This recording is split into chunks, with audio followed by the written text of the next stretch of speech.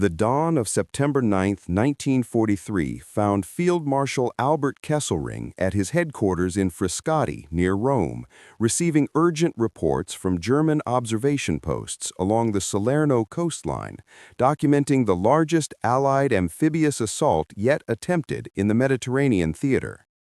The intelligence described hundreds of ships offshore, landing craft approaching beaches south of Naples, paratroop drops inland, and naval gunfire preparation of unprecedented intensity.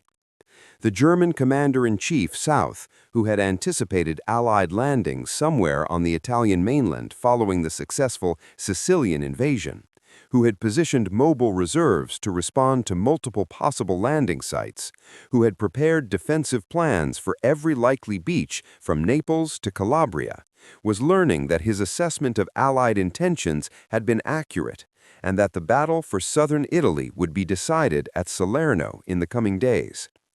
Yet the recognition brought both vindication and crisis. Vindication that his strategic judgment had been correct against those who had expected landings farther north. Crisis because German forces now faced the operational challenge of destroying the Allied beachhead before it could be reinforced and expanded into a breakthrough threatening the entire German position in southern Italy. The strategic context that shaped German response to the Salerno landings reflected the complex political and military situation created by Italy's announcement on September 8th. Kesselring had spent the previous weeks implementing contingency plans for disarming Italian forces and occupying positions that Italian units had held, transforming nominal allies into prisoners while simultaneously preparing to meet Allied invasion. The surrender announcement had come just hours before the Salerno landings began, creating tactical confusion as German units executed occupation operations against Italian forces while also rushing to defensive positions along threatened coasts. The timing suggested Allied coordination between the surrender announcement and the invasion, maximizing disruption to German defensive preparations. General Heinrich von Vietinghoff, commanding the 10th Army responsible for southern Italy, had received initial reports of the Salerno landings at dawn and had immediately ordered mobile reserves to move toward the threatened sector. Vietinghoff's headquarters near Salerno gave him proximity to the battlefield, but also exposed him to potential Allied exploitation if the beachhead expanded rapidly. The general's initial assessment was that the Allied landing force represented a major effort rather than a diversionary operation, that defeating this landing was critical to maintaining the German position in southern Italy, and that failure to contain the beachhead would force German withdrawal from Naples and possibly from all of southern Italy. The intelligence that reached Kesselring and Vietinghoff through the morning of September 9th documented the scale of Allied commitment.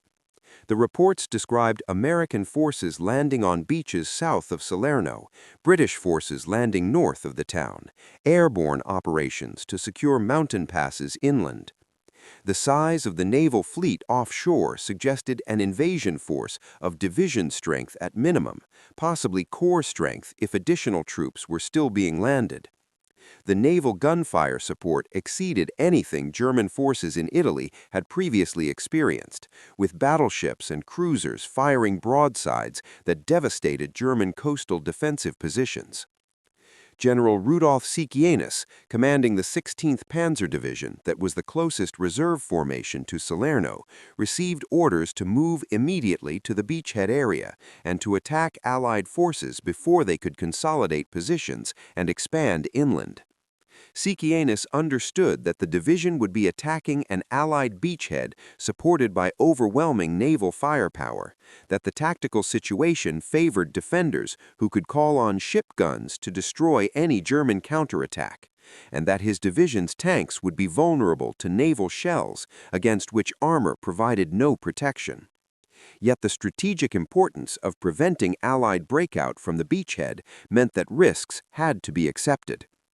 The initial German counterattacks on September 9th and 10th achieved limited tactical success in halting Allied advance inland, but could not drive Allied forces back into the sea. the 16th Panzer Division's attacks encountered American forces that held positions tenaciously, that were supported by accurate naval gunfire that destroyed German armor concentrations, and that demonstrated the tactical advantages that attackers possessed when defending beachheads with overwhelming fire support. Sieckenius reported to Vietinghoff that his division was inflicting casualties and preventing Allied breakout, but lacked the strength to eliminate the beachhead. Field Marshal Rommel, commanding German forces in northern Italy, received reports about the Salerno landings and recognized that they validated Kesselring's assessment of Allied strategy while creating an opportunity for decisive German response. Rommel had advocated for defending northern Italy while ceding the south to the Allies, arguing that terrain in the north favored defense and that German forces were insufficient to hold all of Italy. The Salerno landing provided an opportunity to demonstrate that Allied forces could be defeated at the water's edge, that amphibious operations were vulnerable to determined counterattack, and that German forces could successfully defend the Italian peninsula if properly positioned and employed. The September 10th to 12th crisis at Salerno, when German counterattacks came close to splitting the Allied beachhead and driving to the coast, represented the moment when German generals recognized that an opportunity existed to achieve a major victory. General Hermann Balck, whose 14th Panzer Corps controlled German forces attacking the beachhead, coordinated assaults that penetrated deeply into Allied positions, that created genuine crisis in Allied command, and that suggested complete tactical success might be achievable. Balck reported to Vietinghoff that German forces are achieving breakthrough, that Allied resistance is weakening under sustained pressure, and that commitment of additional reserves might enable destruction of the beachhead. The specific tactical situation on September 12th to 13th brought German forces within kilometers of splitting the Allied beachhead into separate American and British sectors. The corridor between American 6th Corps positions south of the Scheldt River and British 10th Corps positions north of it had narrowed to perhaps 5 kilometers under German pressure. German armor attacking through this gap encountered fierce resistance from Allied forces supported by naval gunfire, but the attacks created a genuine possibility that the beachhead might be split and that isolated Allied forces could be destroyed separately before reinforcements arrived.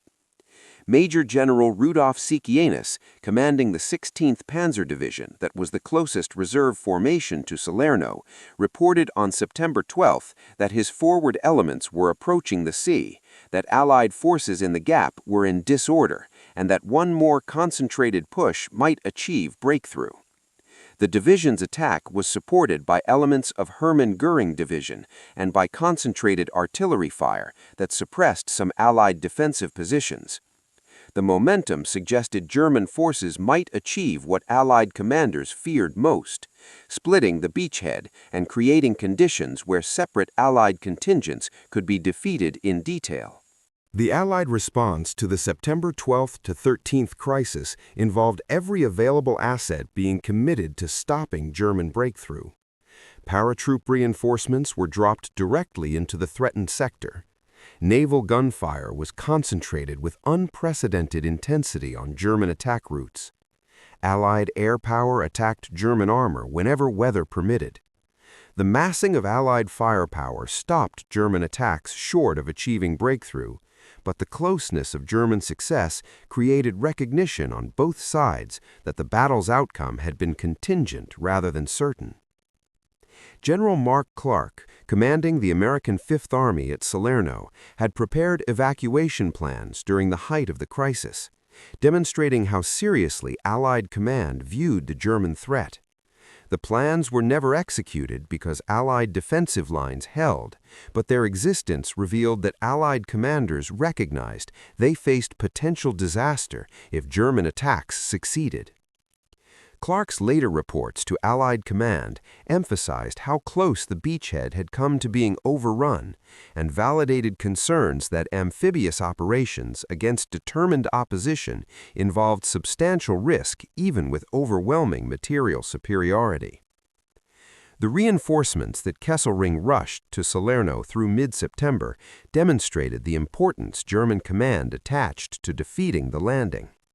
Elements of the Hermann Panzer Division were moved from northern Italy, despite the risk this created to defensive positions there. The 26th Panzer Division was ordered toward Salerno from Calabria, where it had been engaging British 8th Army forces advancing from the south. The concentration of German armor at Salerno represented maximum effort to destroy the Allied beachhead before it could be reinforced beyond German capability to eliminate it. General Fridolin von Senger and Etterlin, commanding forces facing British landings in the northern sector of the beachhead, reported that British forces were being pushed back toward their landing beaches under German pressure, and that naval gunfire was the primary factor preventing German breakthrough. Von Senger's assessment identified the fundamental problem facing German counterattacks. Allied naval superiority provided firepower that ground forces could not match, and that created defensive advantages impossible for German forces to overcome through tactical skill alone. The intelligence about Allied naval gunfire effectiveness that accumulated through the Salerno fighting documented how completely naval support dominated the tactical battlefield. German commanders described battleship shells destroying entire platoons with single salvos, cruiser fire breaking up German armor concentrations before they could close with Allied ground forces, and destroyer fire supporting Allied defensive positions with accuracy and intensity that German artillery could not match. The naval gunfire represented an Allied advantage that German planning had understood intellectually, but that battlefield experience made visceral. The Allies could bring overwhelming firepower to bear at any point where German forces threatened their beachhead. The September 13th to 14th reinforcement of Allied forces at Salerno marked the point where German generals recognized that the opportunity to destroy the beachhead had passed. Additional Allied divisions landed with minimal German interference. Allied positions expanded beyond immediate coastal areas. Allied breakout toward Naples became operationally feasible. Vietinghoff reported to Kesselring that German forces had fought the Allied beachhead to a standstill but lacked the strength to eliminate it, that continued attacks would consume German mobile reserves without achieving decisive results, and that preserving German forces for defensive operations farther north was strategically sounder, even if it meant conceding tactical defeat at Salerno. Kesselring's decision on September 16th to authorize withdrawal from the immediate Salerno area represented acceptance that the Allied beachhead would be maintained and expanded, that German forces could not prevent the Allied advance on Naples, and that defensive strategy required trading space for time rather than attempting to hold positions that could not be defended with forces available. The decision reflected Kesselring's recognition that the strategic situation had shifted from whether the Allies could establish a beachhead to where German forces would establish defensive lines that could be held against Allied pressure.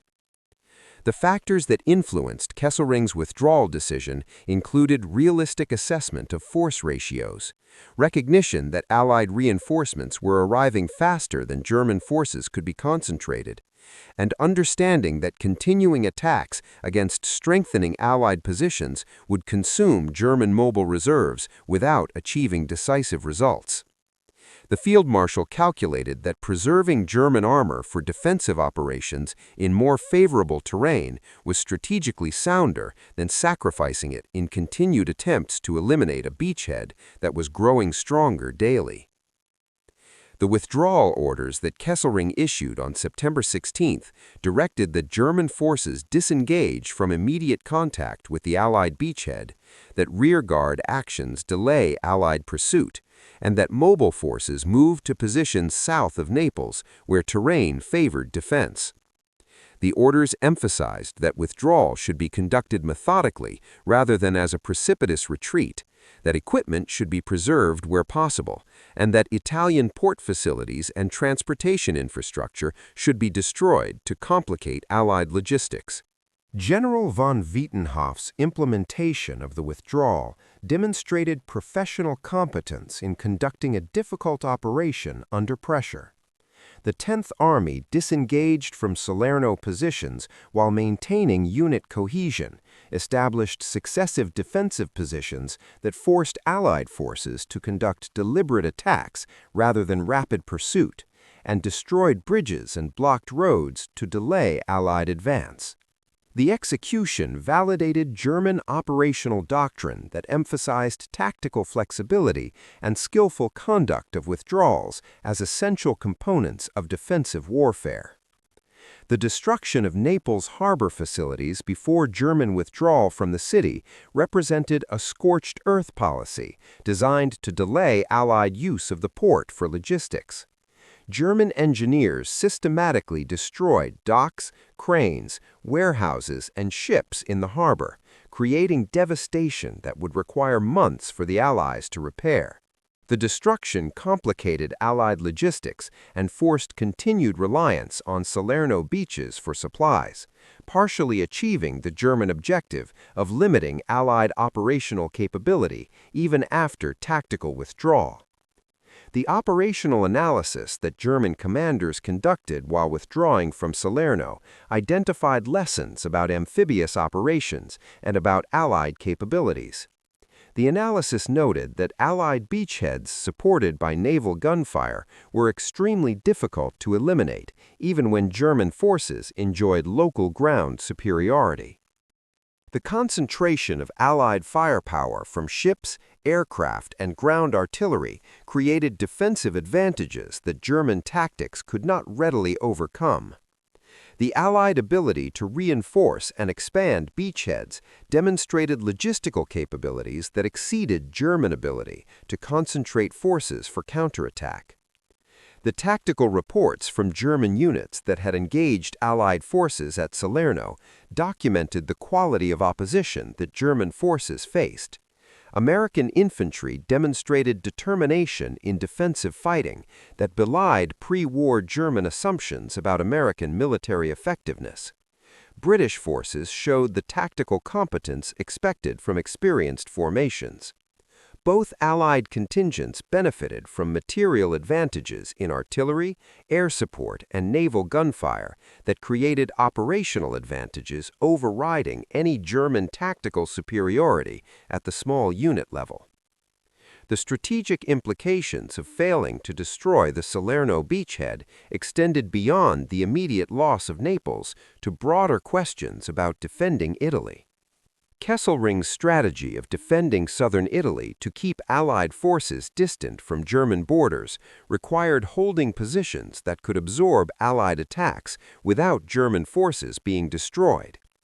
The Salerno experience demonstrated that German forces could contest Allied advances and exact high costs, but could not prevent Allied forces, supported by overwhelming material advantages, from achieving operational objectives given sufficient time and resources. The debate between Kesselring and Rommel about Italian defense strategy was affected by Salerno results. Kesselring argued that German performance at Salerno proved that southern Italy could be defended, that terrain favored defense even against materially superior attackers, and that fighting in southern Italy delayed the Allied advance toward the German homeland. Rommel countered that German forces committed to southern Italy were being worn down through attritional fighting, that defensive lines in northern Italy would be stronger and easier to hold, and that preserving German strength required trading Italian territory for time. The September 20th conference at Hitler's headquarters, where Salerno results were discussed, revealed the Führer's determination to defend every meter of Italian soil, despite military logic favoring withdrawal. Hitler praised German tactical performance at Salerno, emphasized that Allied forces had been contested vigorously, and insisted that similar resistance throughout Italy would delay the Allied advance for months or years. The Führer's determination to defend southern Italy aligned with Kesselring's recommendations and ensured that German forces would remain committed to fighting south of Rome, despite operational costs. The establishment of defensive positions south of Rome through late September demonstrated Kesselring's strategy of defending in depth rather than attempting to hold linear positions. The defensive lines incorporated natural obstacles like rivers and mountains, were organized to channel Allied advances into killing zones where German firepower could be concentrated, and included prepared fallback positions to enable tactical withdrawals without operational collapse. The defensive concept reflected lessons from Salerno about Allied material advantages and about the necessity of tactical flexibility within the strategic framework of holding Italian territory. The Allied perspective on Salerno recognized the operation as successful despite the crisis that German counterattacks had created. Allied commanders acknowledged that the German response had been more vigorous than expected, that the beachhead had been contested more effectively than the Sicily landings had been, and that German forces in Italy were well-led and determined opponents. The recognition influenced Allied planning for subsequent Italian operations and validated concerns that the Italian campaign would be slow and costly rather than a rapid advance to German borders.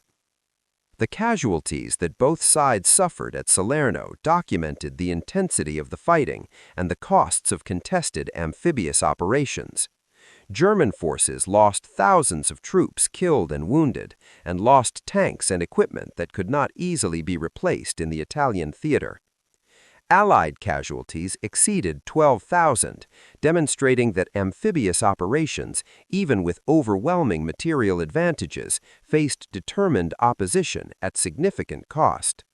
The attrition rate suggested that the Italian campaign would consume resources from both sides faster than strategic gains would justify.